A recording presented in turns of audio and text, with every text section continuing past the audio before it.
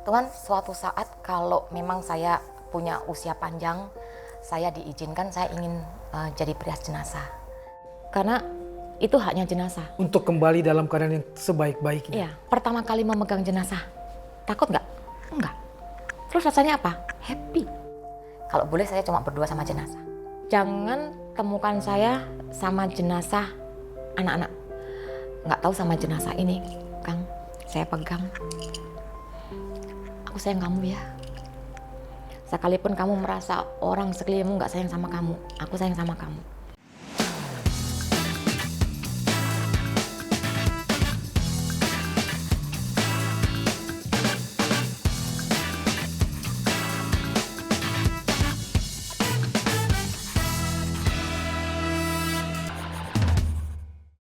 Tak banyak yang menjalani kerja seperti yang dilakoninya. Dan ia punya alasan untuk melakukan pilihan yang tidak biasa. Tapi dianggap sebagai hal biasa-biasa saja. Baginya, perias jenazah adalah jalan ninjanya, panggilan hidupnya. Inilah perlengkapan kerja Julia sebagai perias wajah jenazah. Ini yang pertama jelas terlihat. Ini apa, Mbak? Untuk mempercantik kuku jenazah. Oh, jadi riasnya bukan cuma wajah kan ya? Terkadang ada permintaan. Ya. Kukunya mau dikutek seperti. Lalu 3 koper ini? Koper ini untuk saat ini saya menyediakan 3 paket, Kang Man. 3 paket untuk merias? Iya. Okay. Ada ya bilang aja 3 harga ya. Ya. Kalau yang ini di bawah 1 juta? 1. Ya. Ini untuk kira-kira berapa hari tahannya? Saya menyarankan untuk semalam. Yang satu ini? Ya. Oke. Kalau yang ini di harga di atas 1. Iya. Kalau yang ini di atas 3. 3 juta. Dia bisa bertahan berapa lama kalau untuk satu kali rias? Kalau yang dari sini aja sesuai pengalaman saya berdasarkan cerita dari keluarga itu udah pernah 4 hari aman. 4 hari aman. Yang ini. Kalau yang bawah? Yang ini 4 hari, yang ini sudah pasti bisa lebih. Terlama berapa lama selama pengalaman ini? Kalau merias jenazah yang terlama itu yang disemayamkan 11 hari. Boleh lihat yang di atas nggak, Pak? Yang di atas, ya. Yang ini ada yang dari Medan itu biasanya harus sanggulan. Di sanggulan. Ini perlengkapan sanggul. Ya. Jadi nggak mungkin memakai peralatan makeup atau bedak dan lain sebagainya yang sudah expire lalu dibagi-bagikan ke orang, termasuk ke sini nggak nerima. Kalau saya berkomitmen saya nggak pakai yang expired. Nggak pakai yang expired. Ya. Oke. Kita akan bicara lebih banyak lagi tentang hal tersebut di teman bicara Maman. Tadi kita sudah melihat isi mobil seorang perias wajah jenazah. Dan kupilih ia sebagai tamu di teman bicara Maman karena keingintahuan yang mendesak-desak pikiran, karena pertanyaan yang butuh jawaban untuk disegerakan. Juliawati namanya. Dan inilah orangnya, perias jenazah profesional. Ya, pengabadi kenangan yang tidak main-main. Profesional. Terima kasih Mbak Julia sudah hadir di sini. Sama-sama Kang Maman, terima kasih juga. Barusan merias sejumlah jenazah juga? Kebetulan puji Tuhan hari ini 3 jenazah. 3 jenazah? Iya. Dari jam? Saya berangkat dari rumah jam 1 malam. Jam 1 malam? Jadi saya belum tidur ini, Kang. Nyetir sendiri? Iya. Jenazah pertama yang dirias di daerah? Kebetulan hari ini di satu rumah duka aja ada 3. Oh, di satu rumah duka ada 3 jenazah yang masuk ke rumah duka tersebut. Iya. Laki, perempuan? 2 perempuan, 1 laki. Sejauh ini keluarga yang berduka itu paling jauh dari daerah mana? Paling jauh saya pernah melayani di Bandung. Selalu sendiri? Sementara ini iya. Oke. Sebelum jadi perias jenazah, Iya. apa profesi Mbak Julia? Saya pernah menjahit. Jadi penjahit? Ya. Oke. Saya pernah jadi pengusaha. Perancang busana juga? Ya, gitu. Dan Dulu itu masih ya. berlangsung sampai hari ini? Enggak. Udah enggak? Sekarang sudah nggak bisa, Kang. Sekarang cuma fokus. Semua stop karena fokus ke merias Ya, jenazah. Betul. Kenapa tertarik dengan profesi ini dan sejak kapan?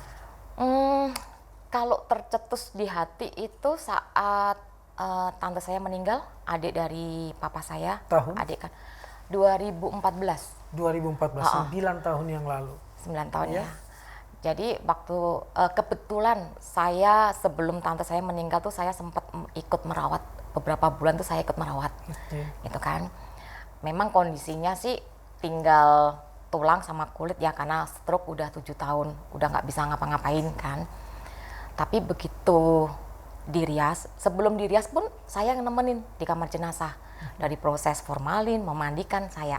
Kalau sepupu saya anaknya sendiri dia nggak berani gitu loh Kang. Jadi saya melihat prosesnya semua.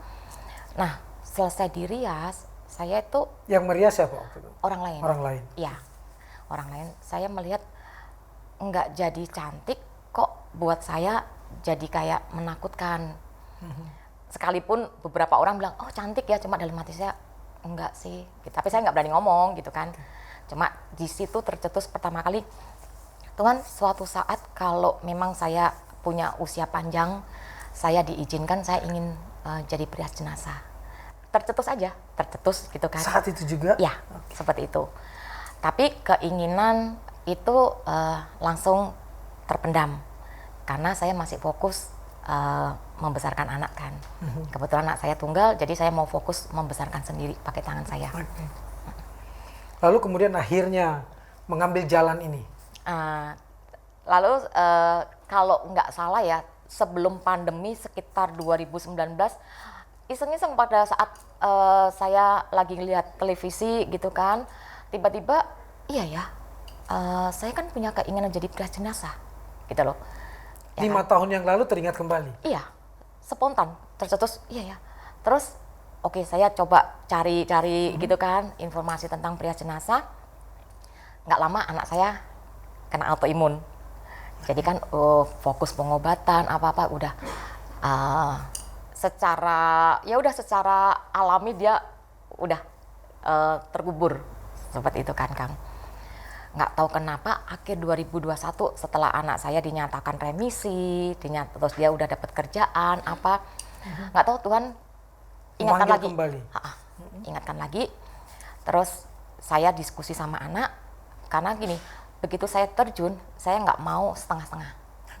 Ya, kalau memang saya mau terjun, saya harus menggeser prioritas anak saya yang selama ini jadi utama, jadi nggak utama lagi. Saya ingin jenazah itu yang jadi prioritas hidup saya. Anak setuju? Dia menyetujuin. Saya bilang oke ya, siap dengan segala resiko, segala konsekuensinya apa gitu. Iya nggak apa-apa, mami kejar mimpi mami gitu. Buat dia udah cukup lah sama membesarkan aku gitu kan. Udah 2021. Nah setelah saya mendedikasikan, saya kan bikin komitmen sama Tuhan. Saya tuh mau jadi perias jenazah yang akan seperti apa? Yang berbayarkah? Yang gratiskah? Atau yang sukarelakah? Seperti itu. Itu saya bertanya, bergumul sama diri saya sendiri. Jadi setelah melangkah, saya nggak mau menarik langkah kaki saya lagi. Akhirnya saya tetapkan diri, saya mau jadi perias profesional. Tetapi jika ada keluarga yang tidak mampu atau memang Tuhan menyuruh saya berangkat tanpa dibayar, saya akan lakukan. Seperti Dan itu berlangsung terus? Berlangsung sampai hari ini. Baik yang pro bono, yang tidak ada bayaran sama sekali, kena panggilan jiwa, panggilan hati, maupun yang kemudian secara profesional meminta jasanya Mbak Julia. Ya, kalau dihitung-hitung total sekarang sudah berapa yang sekarang sudah sekitar 250 jenazah. 250 jenazah ditangani. Dengan berbagai situasinya, kondisinya, permasalahannya. Ya. Jadi sadar nggak sadar, saya seperti tahanan kota. Udah nggak bisa kemana-mana.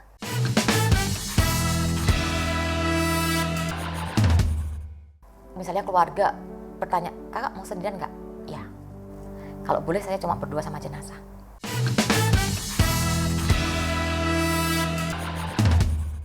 Modal dasar menjadi perias jenazah setelah meminta kepada Tuhan, setelah pergumulan yang cukup panjang, bahkan 5 tahun lebih, lalu saya harus merias dan seperti kata Julia, dia harus lebih cantik sebelum kembali kepada Tuhan kan. Itu ada pendidikan secara khusus atau mengambil keterampilan Kalau pendidikan secara khusus beda ya sama yang kalau kita mau belajar seperti MUA itu kan banyak banget kursusnya. Kalau perias jenazah kan nggak ada. Ya. Jadi modal nekat aja, Kang. Saya tuh punya prinsip gini, apapun yang tentang kebaikan, lakukan, Tuhan akan buka jalan. Dan Seperti lakukan itu. sebaik mungkin. Ya, lakukan sebaik mungkin. Nanti Tuhan pasti akan tunjukkan jalannya. Dan saya tuh terbilang nekat banget. Awal-awal tahun 2022, saya itu ngelamar ke beberapa rumah duka. Untuk Saya menjadi bikin, perias. Iya, dengan saya bikin CV dibantu anak saya gitu kan. Waktu itu udah dapat berapa jenazah nih, saya udah punya portofolionya kan, saya kirim. Ada yang meragukan gitu kan, maksudnya meragukan begini, mohon maaf ya, masa sih kamu mau jadi perias jenazah gitu kan, masa sih kamu mau pegang, sampai dia video call ke saya, memastikan bener nggak antara foto yang saya kirim dengan orang asli gitu kan, seperti itu. Oke. Terus setelah saya nunggu beberapa bulan, yang sekarang bermitra sama saya tuh sekitar 3 atau 4 bulan baru dipanggil. Dipanggil, meeting pertama, kedua, ketiga, baru terus masuk ke tahap uji coba. Dia cuma menekankan gini, kalau hasil oke, tapi itu bukan yang utama. Saya minta apa? Komitmen. Rumah sakit ini, rumah duka ini. Iya, komitmen. Komitmennya itu kan cukup berat, Kang. Jam berapapun dipanggil kita harus ready. Jadi handphone 24 jam. Iya, nggak pernah mati. Oke. Seperti itu. Oke. Jadi kalau nanti dalam pembicaraan kita ini ada telepon, kita boleh break sejenak kok. Wah, makasih. Karena ini kepentingan yang sangat mendesak Iya. dan harus segera dilayani kan. Iya, karena kalau rumah duka kan juga berhubungan sama keluarga kan. Keluarga. Yang harus cepat direspon juga. Betul. Seperti itu. Jadi sadar nggak sadar, saya seperti tahanan kota. Udah nggak bisa kemana-mana. Betul-betul seperti yang diomongin dengan anak. Anak jadi Iya, yang kesekian kan setelah iya. pekerjaan ini. Jadi kita gini, misalnya saya pergi nih sama anak, kita oke lah kita quality time ke mall. Ada tuh Kang keluar kota gitu ya, deket sih di daerah Sentul. Belum selesai, ada telepon. Dan kebetulan gini, kalau jenazah itu masih akan proses formalin, saya masih punya waktu. Kalau formalin dimandikan kan bisa Berapa jam? paling cepat 1 jam 1,5 itu. Jadi saya masih punya waktu gitu kan. Tapi kalau dia bilang, ibu ini sudah diformalin, atau ibu ini nggak diformalin langsung dimandikan, itu berarti langsung bagian saya. Kalau di saya diminta mandikan. Jadi saya belum selesai sama anak, udah langsung Putar balik langsung berangkat. putar balik masuk tol, waktu itu arah Jakarta. Saya diskusi sama anak, ini gimana, kamu ada 2 pilihan, mau ikut mama atau kamu turun di jalan. Anak bilang, besok harus kerja apa-apa, takutnya pulang kemalaman. Yaudah saya turunin di tol, pintu tol, Kang. Saya turunin, saya masuk lagi ke tol. Udah nggak mikirin, nanti anak gimana ya, kasihan atau apa. Sudah, saya lebih kasihan jenazah yang menunggu. Lebih kasihan pada jenazah yang menunggu. Iya, karena ya kan kalau jenazah itu disegerakan, cepat dimandikan, cepat dibikin sempurna, itu kan Jauh lebih baik. jauh lebih baik. Oke. Seperti itu. Satu jenazah rata-rata berapa jam ditangani? Yang wafat secara alami? Untuk makeup aja atau mulai dari proses awal? Semuanya yang dilakukan oleh Mbak Julia. Kalau saya memandikan, memakaikan baju, makeup, itu memandikan, bilang aja kita anggap 30 menitan lah. Memakaikan baju juga 30 menit. Merias kalau jenazah wanita itu antara 1,5 jam. 1,5 jam? Iya, itu kalau kondisi yang wajar. Saya pernah yang nggak wajar. Yang nggak wajar itu kecelakaan dan lain sebagainya? Iya, Oke. kecelakaan atau wajahnya sudah mengalami pembusukan. Jadi Sudah tingkat lebam-lebamnya udah kelihatan? lebam dan membusuk karena sakitnya. Oh, oke. Jadi saya pernah menangani itu kanker nasofaring. Ya, Yang satu itu udah hilang setengah, wajahnya? ya udah habis kemakan kankernya. Yang satu tuh masih utuh tapi sudah mulai proses membusuk gimana sih? Yang udah merah lebam, dan kalau kita tekan darahnya keluar dari mulut. Sedemikian hati-hati berarti harus Hati-hati. Jadi berusaha tidak ada penekanan yang terlalu dalam. Lebih susahnya lagi jenazah itu mau masuk kargo, mau dibawa keluar Untuk dibawa pulau. keluar pulau. Jadi saya berpacu seperti itu. Tekanan udah pasti lah ya. Kargo itu kan nggak boleh telat kalau mau masuk Iya, bandara kan. iya. Seperti itu. Jadi ya sambil Tapi juga harus pelan-pelan. Itu bisa berapa Iya. jam? Untuk jenazah yang seperti itu. bisa 2 jaman sih Kang. 2 jam ya? Dengan segala kehati-hatian. Oke. Seperti itu. Jadi terkadang kalau keluar darah kan saya harus serap darahnya tuh, ya kan. Kalau udah di make up, kita kan menghapus darahnya kan nggak bisa seenaknya gitu kan, Iya. nggak bisa. Kita harus hati-hati, kita serap darahnya pelan-pelan pakai tisu gitu. Nanti kita lagi mulai lagi, lanjut lagi. Seperti Keluarga boleh ada di sekeliling? Keluarga saya tidak pernah melarang. Tapi kalau misalnya keluarga bertanya, kakak mau sendirian nggak? Ya. Kalau boleh saya cuma berdua sama jenazah. Tapi terkadang susah kalau apalagi kalau saudara kita yang adalah itu dia suka mengelilingin jenazah. Ya udah mau nggak mau ya sudah. Nggak apa-apa. Tapi Saya ketika berdua seperti itu, orang yang mencintai pekerjaannya itu kan kadang-kadang seperti berdialog langsung dengan objeknya. ya, Itu pun dilakukan oleh Julia. Berbincang langsung dengan objeknya. ya. Sekalipun dia tidak ada masalah, saya suka. Misalnya ya awal-awal gitu, Kak permisi ya Om, permisi. Yuk biar cantik, biar ganteng. Apalagi kalau ada masalah.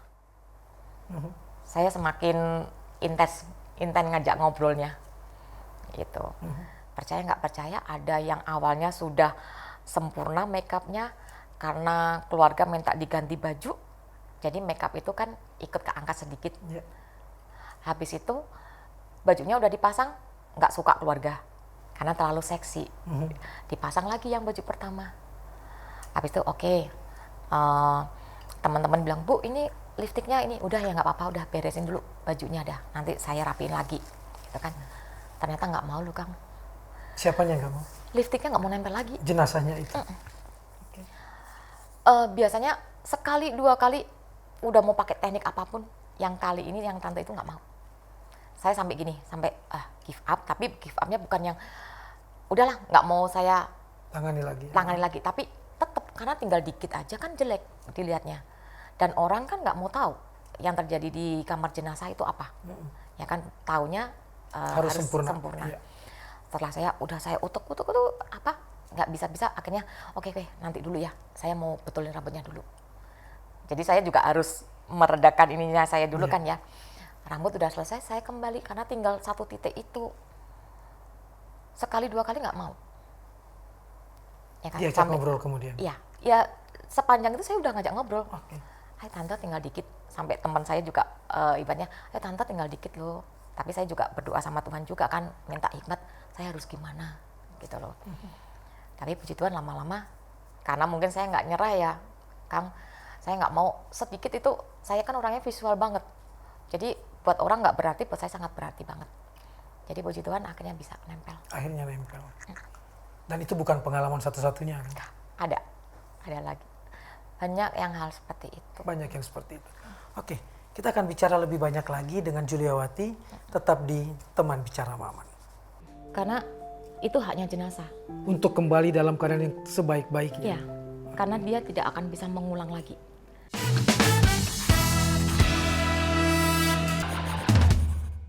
Otak saya tuh kalau dibilang ritual khusus tuh kok larinya langsung apa ya, makan bunga atau makan kemenyan gitu kan Kang? Enggak segitu.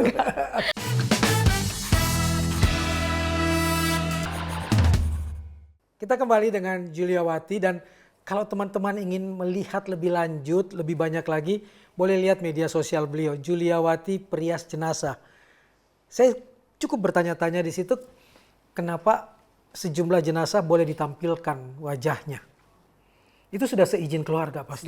Sudah Kang. Terkadang kan kalau yang di luar rumah duka, Iya. pasti saya punya kontaknya kan. Tapi saya minta izinnya nggak hari itu juga. Gitu. Jadi saya ibaratnya menunggu masa dia berkabungnya selesai. Oke. Ya kan, terus nanti ada komunikasi terjalin. Boleh nggak kepengin bercerita di Instagram, berbagi, ya kan. Siapa tahu cerita yang saya rias ini memberkatin banyak orang. Kita kan nggak tahu, ya kan. Oh iya nggak apa-apa. Foto mana yang boleh saya tampilkan? Saya pasti nanya gitu. Foto mana yang boleh? Oh silakan. Before afternya boleh nggak? Boleh kak, silakan. Nggak apa-apa kak, biar orang lihat kebiasaan kamu. Secara etik sudah dijalankan. Udah, kan? udah. Kalau memang tidak mau ya betul-betul tidak dilakukan. Iya, tidak. Dan kalaupun beresiko, udah saya pahamin di awal bahwa sebagai pria jenazah selalu Ada ada risiko itu. banyak resiko dan nggak apa-apa. Ada ritual khusus yang dilakukan oleh Julia sebelum menangani Sebelum jenazah. menangani, nah ini otak saya tuh kalau dibilang ritual khusus tuh kok larinya langsung apa ya, makan bunga atau makan kemenyan gitu kan Kang? Enggak segitu. Enggak, saya yang utama saya minta hikmat sama Tuhan. Ya. Terkadang kan saya nggak tahu kondisi jenazahnya. Biar jadi kejutan saya aja nanti seperti apa. Dan itu saya pasti Tuhan beri hikmat apapun yang saya temuin, saya harus bisa menyelesaikan. Nggak Sebaik mungkin. mungkin. Iya, nggak mungkin saya tidak menyelesaikan apa yang Tuhan sudah percayakan ke saya, keluarga percayakan ke saya. Nggak mungkin saya menyerah. Oh ini susah ya kak, ini karena jenazahnya yang seperti ini. Enggak. Nggak boleh ada kata susah. Tidak. Harus diselesaikan Tidak. semuanya. Iya, saya juga tidak mau memakai alasan, oh karena sakitnya jenazah seperti ini, jadi nggak mau nempel, nggak mau apa, enggak. Begitu Julia datang, pokoknya harus Ya. diselesaikan. Iya. Jadi, Salah satu bentuk penghikmatan dan penghormatan terakhir untuk iya, jenazah. iya, karena itu haknya jenazah, Itu haknya jenazah. itu haknya. Kang, Untuk kembali dalam keadaan yang sebaik-baiknya. iya, karena dia tidak akan bisa mengulang lagi. Ada yang tidak langsung dimakamkan hari itu kan? Iya. Ada yang 3 hari, ada yang berapa belas hari? Saya terlama pernah hari 11 baru dimakamkan. Hari 11, karena menunggu keluarga semua datang. Iya, ada salah satu anaknya yang di Belanda, dia profesinya dokter, mungkin nggak bisa langsung minta izin kali ya. Jadi Sehingga harus menunggu keluarga anaknya hari ke-9 itu baru datang. baru datang. Diformalin dan di retouch juga. Iya, Berapa kali retouch? saya melakukan 2 kali retouch. Dan kenapa Kang? Karena meninggalnya dia terbilang yang kondisinya parah, Oh ada. susah Oke. tingkat ini. Karena begitu, kebetulan saya yang memandikan juga. Begitu dia meninggal, lebamnya seluruh badan. Oke. Karena dia kena paru-paru basah. Oke. Jadi lebamnya lebam hitam. Dan hari pertama setelah dipakaikan baju, itu tangannya itu yang tembus pandang, yang brokat itu tahu kan Iya. Kang? Saya udah, aduh tangannya kelihatan lebam semua ya. Saya langsung berpikir, itu kan bikin jenazah nggak bagus, nggak sempurna terlihatnya. Terlihat. Karena hitam banget. Sementara bajunya brokat putih. Iya, kelihatan. Terus bagian leher juga dia modelnya agak lebar, kelihatan banget hitamnya. Hari itu juga saya temuin perwakilan keluarga. Kebetulan saya punya kemampuan untuk menjahit. Saya sampaikan keinginan saya, boleh nggak saya berikan tambahan lengan, kain supaya lebamnya nggak kelihatan. Sama bagian kerah saya modifikasi supaya nggak kelihatan. Kalau wajah saya bisa tutup kan, tapi kalau leher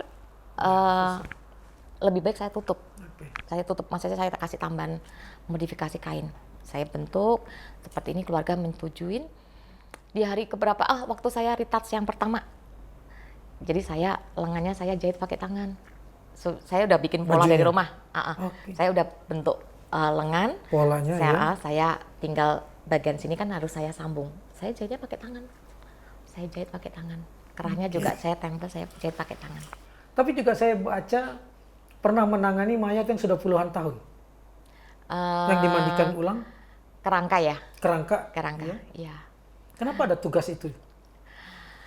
Jadi karena tadi saya kan ada kerja sama rumah duka. Iya. Di mana rumah duka itu kan ada tempat untuk kremasi. Iya. Jadi kalau di beberapa kepercayaan itu tulang belulang yang sudah puluhan tahun, misalnya keluarga sudah kesulitan untuk mengunjungi makamnya, memberikan penghormatan atau apa, buat mereka itu lebih baik tulangnya diambil, dikremasi, jadi mereka bisa simpan abunya, entah di rumah abu atau di larung atau ditaruh di rumah pribadi. Iya. Nah, iseng aja teman saya tuh Kang. Bu, mau nggak ikut mandiin? Serius? Iya, kalau mau ayo sini. Sebelum dikremasi. Iya, jadi tulang belulang itu waktu diambil kan pasti ada tanah yang keangkut juga kan. Itu kita pisah-pisahin. Jadi kita bener-bener pilih tulangnya. Begitu dibuka, tahu nggak sih Kang, rasanya bernapas tapi cuma pakai setengah nafas. Rasanya ada yang nekan, tapi harus gitu loh. Kalau saya untuk kebaikan harus, nggak mau. Ah, enggak, itu bukan bagianku, enggak. Seseknya kerasa betul. Bener, kayak sepanjang saya memandikan itu udah kayak ngap gitu loh. Padahal tidak mengenal almarhum ya. Enggak. Seorang Julia berusaha untuk menghindari betul merias jenazah anak. Maunya, Kenapa? kasihan, nggak tega. Mhm.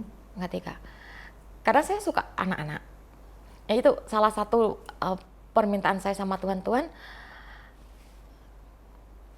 jangan temukan saya sama jenazah anak-anak. Mhm. Terkadang makanya Tuhan tuh nguji kita tuh secara tiba-tiba gitu loh Kang. Dan selama ini belum ada menangani jenazah anak bayi. Kalau bayi itu nggak di make up, paling kita rapikan aja. Pernah menangani bayi juga. Udah Akhirnya nggak ada perasaan tidak nangisnya, siap. nangis yang di dalam hati nggak bisa keluar. Ada pengalaman tertentu yang membuat Julia sampai seperti itu.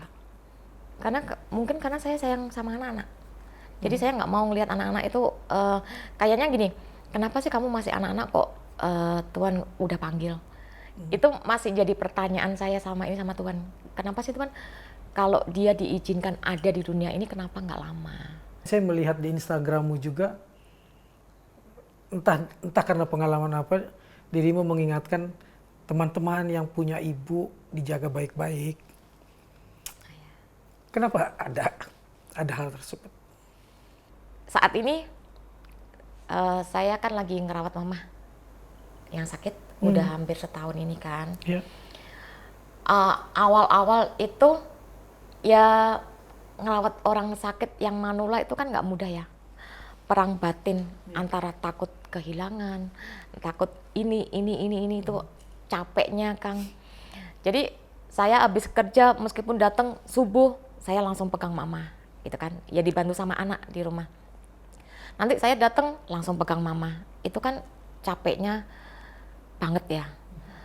Terus saya tuh selalu diingatkan sama keluarga yang pernah saya layanin, yang anaknya sudah kehilangan orang tuanya.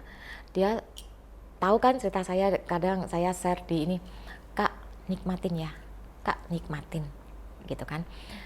Jangan pernah mengeluh sedikit pun. Nanti kalau kamu sudah kehilangan itu nggak akan bisa pernah kembali lagi. Rasa itu nggak akan pernah bisa. Dia menceritakan pengalaman pribadi dia, begitu mamanya udah meninggal duluan, udah kangennya nggak bisa diobatin. Kangennya tuh yang bener-bener sakit banget gitu. Saya pun mengalami hal itu. Saya berpikir ibu saya masih akan panjang usianya karena usianya cuma berbeda 14 tahun dengan saya. Tapi 12 Mei 2020 ibu mertua wafat, 12 Juli 2020 ibu kandung yang wafat. Baru terasa pahitnya, terasa lukanya ketika beliau sudah pergi. Tapi satu yang harus kita percaya, dalam keadaan hidup, bahkan setelah pergi, rezeki orang tua itu tidak pernah putus dan selalu mengalir kepada anak-anaknya. Jadi nasihat yang dimunculkan di Instagram Julia buat saya luar biasa, bahwa mumpung ibumu masih hidup, jangan pernah lupakan dia, jangan pernah abaikan dia. Kalau bisa setiap hari berhubungan, setiap hari berpegangan tangan dengannya. Masih tetap di Teman Bicara Maman. Banyak pertanyaan yang ditujukan ke saya kan Kang. Iya. Gimana sih rasanya pertama kali memegang jenazah? Takut nggak? Enggak. Terus rasanya apa? Happy.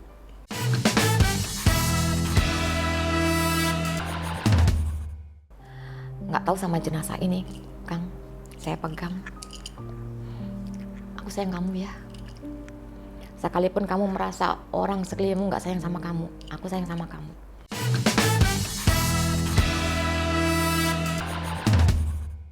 Saya masih tercekat dengan obrolan kita tadi tentang apapun jaga ibumu, cintai ibumu, karena begitu beliau pergi, ada penyesalan yang luar biasa dan tidak akan bisa kembali lagi. Juga bagaimana Julia bercerita tentang bagaimana merawat anak yang waktu itu mengalami masalah autoimun, tapi kemudian merawatnya dengan besar, dan itu juga membuat ada sedikit hal yang sifatnya traumatik. Jangan sampai saya menangani jenazah bayi, jenazah anak, karena seolah-olah mempertanyakan Tuhan sudah dihadirkan ke bumi hanya dalam hitungan beberapa lama kok dipanggil kembali. Dan pengalaman-pengalaman seperti ini tentu juga membuat banyak orang ingin tahu. Membuat teman-teman kita yang menonton acara ini ingin tahu. Dan hari ini ada 3 teman kita yang juga ingin bertanya kepada Mbak Julia berkaitan dengan profesi Mbak Julia sebagai perias jenazah. Ini yang pertama.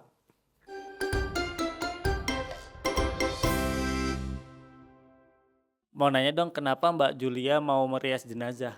Gak takut emang? Kenapa mau? Seperti yang awal saya jelaskan, itu dari hati. Ada panggilan. Ya, kalau Tuhan taruh itu di hati, saya ingin mengenapinya. Saya ingin merealisasikannya. Dan itu membunuh semua rasa takut. Nah, banyak pertanyaan yang ditujukan ke saya kan, Kang? Iya. Gimana sih rasanya pertama kali memegang jenazah? Takut nggak? Enggak. Terus rasanya apa? Happy. Malah happy. Happy, Kang. Happy. Seperti Kang Maman mimpiin sesuatu, Tuhan kasih. Udah, saya berangkat itu dengan kayak mau ketemu pacar. Ya kan? Begitu lihat, nggak ada rasa takut. Keluar, selesai, kayak dapat hadiah apa gitu loh, Kang. Terkadang jenazah itu bisa menyampaikan sesuatu hal. Bahkan saya belum ketemu dia udah bisa menyampaikan apa yang dia mau. Dalam perjalanan menuju ke jenazah tersebut. Contoh, Dihadirkan dengan tiba-tiba atau dirimu yang memanggil untuk kemudian saya bisa tidak berdialog? pernah memanggil. Tapi begitu misalnya Dapat kabar. Ya, Bu, ini cowok apa cewek? Saya bilang nanya gitu kan, cewek. Nggak tahu di otak langsung pink. Maksudnya nuansa Itu yang riasannya, muncul. ya. Saya nyampe, saya udah ambil eyeshadow yang warna coklat, muncul lagi, pink. Sudah minta seperti itu. Ya. Dalam perjalanan pun. Sepanjang perjalanan. Waktu saya di rumah itu udah ada seperti itu, permintaan seperti itu. Begitu saya ikutin, saya aja kaget sama auranya. Oke. Bisa keluar. Masih keluar aura itu. Iya. Ada kejadian belum lama. Dia meninggal nggak wajar.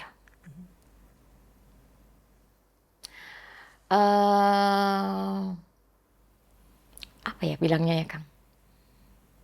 Masih muda.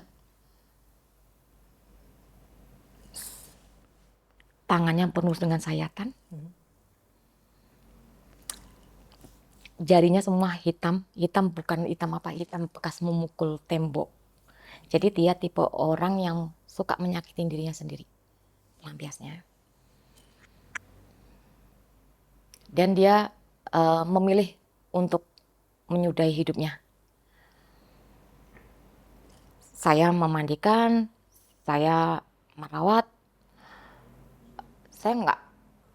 saya masih melihat aura sedihnya dia begitu kuat. Ya kan? Begitu saya menata rambutnya, baru keluar. Itu saya selesai merias dia itu misalnya hari ini malam, ya kan? Terus saya tengah malam datang lagi di tempat yang sama, saya merias yang lain. Dia panggil saya. Dia disemayamkan di satu ruangan. Saya nggak pernah dipanggil, Kang. Nggak pernah ada rasa kepingin masuk ruangan. Karena malam itu ada rasa itu? Iya, ada rasa mau masuk. Saya tanya, ada keluarga nggak? Oh, keluarganya pulang. Kuncinya di mana? Kunci ruangannya ada dipegang satpam. Oh iya, nanti saya mau masuk setelah saya selesai sama ini. Tapi saya terlewat. Jenazah yang saya rawat subuh sudah selesai kan? Saya pulang. Siang saya ada lagi. Saya balik lagi. Dari rumah saya nggak dikabarin apapun. Pokoknya jenazah baru. Oh ya, sampai parkiran saya dikabarin salah satu staf, Bu, langsung masuk ke ruangan itu. Ruangannya yang semalam saya kepengen masuk. Belum sempat masuk waktu itu. Ya, kenapa? Dia ngeluarin darah, Kang. Darahnya udah mengering. Darahnya itu jadi keluarga datang buka Peti. pintu, bukan Oke, pintu. buka pintu. Peti kan belum ditutup Belum ya. ditutup. Dibuka, itu dia melihat darah udah keluar, udah kering. Berarti semalam dong keluar. Makanya saya kepengen masuk. Ada sesuatu yang mau manggil saya. Nggak pernah saya seperti itu. Dan kemudian ditangani lagi untuk Iya. dibersihkan lagi. Saya bersihkan. Dirawat, dirias lagi. Saya hapus total.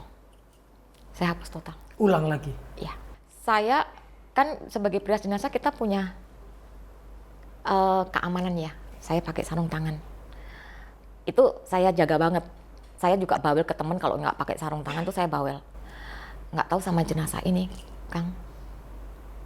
Saya lepas sarung tangan. Saya pegang. Aku sayang kamu ya. Sekalipun kamu merasa orang sekelilingmu nggak sayang sama kamu, aku sayang sama kamu. Kamu terlalu cepat memutuskan untuk ambil jalan itu sebetulnya.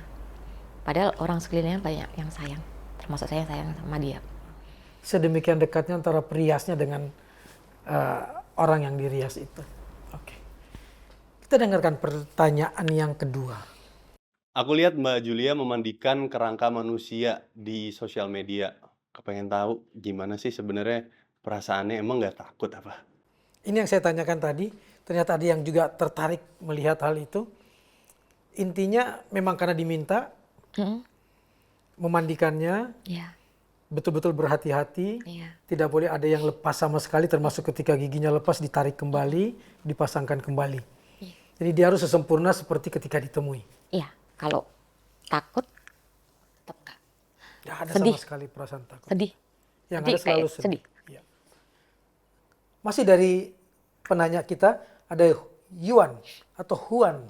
Silahkan. Aku penasaran sih, selama Mbak Julia merias jenazah, ada kejadian-kejadian mistis nggak sih? Ada? Ini nih, ada. Apa yang paling tidak bisa dilupakan? Kalau saya udah biasa kerja di kamar jenazah itu. Iya. Jadi saya tahu baunya pengharum ruangan tuh apa-apa. Dan kalau pengharum ruangan tuh pasti baunya menyebarkan. Enggak mungkin. Betul. Dia ada di sebelah saya. Dan Jenazah baunya itu? beda. Di sebelah kanan saya. Kan saya selalu merias itu kepala di sini, saya di sebelah kanan. Oh ini ya, kira-kira seperti inilah ya. Ini jenazah. Ya. Saya berdiri ini kan di sini. Itu baunya bau yang tidak seperti biasanya. Seperti itu. Terus yaitu kalau mistis-mistis yang kalau suara-suara saya Udah selalu biasa. abaikan. Ya. Walaupun itu sudah sangat biasa kan. Pernah loh Kang, saya pas tengah malam, kalau di rumah duka, apalagi kalau tengah malam tuh kan biasanya kalau stafnya sibuk, nggak ada yang nemenin saya. Sendiri. Iya, bener-bener sendiri. Ada suara yang kayaknya asing banget ya. Di belakang kamar jenazah itu masih pohon yang besar-besar. Saya sampai ngecek keluar untuk memastikan. Karena Ada saya orang atau tidak. Oke. terkadang logika saya tuh masih kuat. Saya nggak mau ke gini loh, nggak mau sedikit-dikit mistis, sedikit-dikit mistis gitu loh. Bahkan Yang paling mencekam, yang paling mencekam di salah satu rumah duka. Saya itu datang jam 1 malam, ya kan. Baru pertama kali itu saya di rumah duka itu. Saya telepon-telepon keluarga nggak diangkat-angkat, ya kan. Terus saya tanya satpam, Pak, kamar jenazahnya di mana? Saya udah kenalin jenazahnya ini seperti apa, karena sempat dikirimin foto bahwa pakai baju merah gitu kan. Oh itu Bu kamar jenazahnya. Oke. Kalau ruang persemayamannya, oh ada di sini di atas. Gitu. Oke, saya langsung ke kamar jenazah. Saya pikir masih ada orang, Kang. Ya kan, saya buka pintu pertama, ada kursi, nggak ada orang. Saya buka pintu kamar jenazah, kan ada beberapa bed gitu, jajar-jajar. Saya tahu jenazahnya ada di sana. Oh ada. Cuma saya tahu di situ nggak oke, gitu kan. Terus akhirnya saya keluar, saya cari keluarga baru turun dari atas, dari ruang persemayaman. Boleh nggak jenazahnya saya minta tolong dimasukkan ke peti, dibawa ke atas ke ruang persemayaman aja. Ya kan? Akhirnya, oh iya boleh. Sambil mereka menyiapkan jenazah itu, saya sendirian naik ke atas. Keluarga udah langsung pulang kan, pamitan. Saya tahu, berasa ada lah gitu kan. Di kamar mandinya apalagi tuh Kang. Cuma saya orangnya gitu, kadang suka uji nyali lah. Di kamar mandinya saya tahu ada gitu kan. Teman oke, maaf ya numpang cuci tangan gitu udah. Tetap numpang cuci tangan di situ. Iya. Gitu. Habis itu jenazah naik. Kan biasa kadang kan saya sambil nunggu ngapain ya Kang sendirian. Kadang saya foto-foto ruangan apa. Begitu lihat hasilnya ada gambar yang aneh-aneh. Saya nggak ngelihat. Temen dia memang ahli seperti itu. Tuh di depan kamu lagi duduk. Dan pada saat saya upload di Instagram, banyak yang bilang Kang, pada saat saya menuju ke kamar jenazah, dia bilang, itu di sebelah situ ada apa kelihatan. Meskipun saya nyetir sendirian tengah malam, kadang di belakang bagasi bunyi apa, ya saya udah cuek aja. Udah biasa ya? Udah. Yang kita lakukan itu kadang tak terlihat manusia. Keluarga aja nggak tahu. Misalnya, saya harus membersihkan luka, apa. Itu yang tahu cuma saya, jenazah sama Tuhan.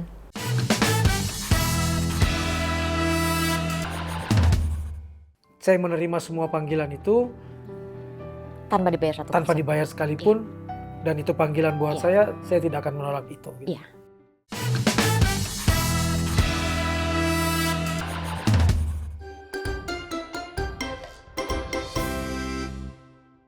Ini udah kayak tas Doraemon, isinya banyak sekali. Mencari apa aja ada. Ada semuanya. Iya. Termasuk foundation yang padat dan cair. Betul. Kalau ini yang Itu yang padat, padat, ya. ini cairnya. Nah, untuk menggabungkan ini, menyatukannya, pakai apa lagi? Saya biasa blend di sini, ngeblendingnya di sini. Oke. Dan itu nggak semua jenazah saya pakai dua-duanya. Tergantung ya. Ya, kalau misalnya Yang masih baru meninggal, ya, yang nggak ada kasus, nggak ada kasus, nggak ada perubahan yang terlalu mendasar dari kulit dan wajahnya, saya cover pakai yang cair yang udah. cair. Ya. Itu masih seperti merias Kayak orang manusia hidup. yang masih hidup. Hanya masih bernafas. Oke. Kalau yang sudah dicampurkan dengan yang foundation padat, Biasanya untuk dia lebih tahan berapa hari, atau untuk misalnya ada lebam nah, atau apa, dia mengcovernya baru lebih bagus, dipadukan lebih kuat. antara yang Iya, padat dengan yang cair. di-mix. Apalagi yang masih menunggu keluarga dari luar negeri dan lain sebagainya ya. Iya, Masih betul. digabung itu. Cuma ya itu, kasus ini saya harus seperti ini. Kasus ini racikan foundationnya harus seperti ini. Termasuk untuk menutup lebam itu. Kalau menutup lubang itu Lain hak lagi. mutlak saya. Nggak bisa keluarga ini. Nggak bisa kan? Nggak, itu memang sudah saya yang ngatur. Keahliannya Yulia kan? Iya, bahkan terkadang ada, jadi ada banyak kasus seperti ini Kang. Begitu meninggal, terlihat baik-baik. Tapi setelah maju berproses, lebam baru keluar. Oke. Nah, terkadang keluarga udah ditaruh di rumah duka nih, keluarga pulang. Tidak tahu perubahannya kan. Terus selesai merias, kebanyakan cowok. Kok tebel gitu kan. Makanya gunanya saya foto sebelum saya merias itu, saya foto Tetap dulu, saya tunjukin ini seperti ini. Jadi saya harus mengcover, ininya lebamnya harus tertutup. Nah, saya serahin ke keluarga lagi. Kalau nggak mau setebel ini, misalnya gitu, resikonya akan seperti ini. Gitu loh. Oke. Siap nggak terima konsekuensinya? Apalagi yang disemayamkan 2-3 hari, itu lebamnya pasti akan lebih parah lagi. Ya, ya. Seperti itu. Yang paling cepat habis Yang banyak ya foundation, foundation, bedak tabur. bedak tabur dan foundation. Ya kalau lipstick nggak saya sebanyak nggak itu, terlalu sering belanja lipstick. Tapi yang berasa foundation, bedak tabur. Itu. Oke. Sama yang untuk keperluan mengcover lebam-lebamnya itu. Kalau yang termahal itu, yang katakanlah misalnya di atas 3 juta itu, mereka boleh memilih maunya di make up pakai apa, keluarganya boleh memilih atau gimana? Kalau misalnya yang 3 juta, ya udah saya pakai produk ini, yang HN. Oke. Gitu kan. Kalau HN tuh udahlah Kang. Dia nggak, misalnya warnanya nggak nyolok, soft, tapi keren banget. Lalu apa harapan ke depan dari Julia? Harapan ke depan selain saya masih bisa eksis sebagai perias jenazah, Ya. semakin banyak lagi Tuhan percayakan saya jenazah-jenazah yang lain. Kalau dibilang, perias jenazah itu yang tua-tua. Belum, mungkin belum terlihat yang generasi muda, yang mungkin seumuran anak saya yang 20-an, belum ada perias jenazah seperti di usia segitu ya. Kebanyakan ya usia saya kepala 4, kepala 5 gitu kan. Nah, saya kepingin generasi muda itu ambil bagian di sini. Oke. Ini kebaikan. Ya kan? Nggak semua Mengabadikan orang. kenangan ini adalah kebaikan. Iya. Ini suatu kebaikan. Dan jadi perias jenazah tuh gini. Yang kita lakukan itu kadang tak terlihat manusia. Keluarga aja nggak tahu. Misalnya saya harus membersihkan luka apa. Itu yang tahu cuma saya, jenazah sama Tuhan. Nggak perlu dilaporkan juga. Nggak perlu. Dan saya nggak perlu menunjukkan. Yang penting saya rawat jenazah itu. Kalau ada luka ya saya tutup. Kalau misalnya ada sesuatu yang nggak layak dilihat oleh pelayat lainnya, saya tutup, saya cover. Seperti itu. Dan betul nggak peralatan make up ini, kemudian make upnya sendiri, seperti yang kita bicarakan di awal waktu membuka mobil Julia, tidak ada satupun yang expired date. Nggak ada. Yang awal saya beli nggak ada. Saya beli produk dari baru. Jadi menolak untuk menerima kiriman dari siapapun yang sudah expired date. Ada 3 level peralatan make up tadi, sesuai dengan tingkatannya, sesuai dengan masalahnya gitu kan. Semuanya ada nilainya. Tapi sekali lagi, Julia terbuka juga untuk saudara-saudara kita yang tidak mampu membayar sama sekali. Iya. Komitmen di awal saya sama Tuhan seperti itu. Saya menerima semua panggilan itu Tanpa dibayar satu tanpa persen. dibayar sekalipun, dan itu panggilan buat saya tidak akan menolak itu. Gitu. Iya, saya tetap berangkat. Profesional tapi tetap punya komitmen untuk Iya. melakukan sesuatu yang sifatnya dalam dunia hukum disebut pro bono itu. Iya. Terima kasih sudah menjadi pelayan Tuhan khusus untuk mengabadikan kenangan saudara-saudara kita yang berpulang. Semoga terus di jalan kebaikan, Mbak Julia. Amin, amin. Dididiknya dirinya untuk melayani siapapun tanpa memandang apapun.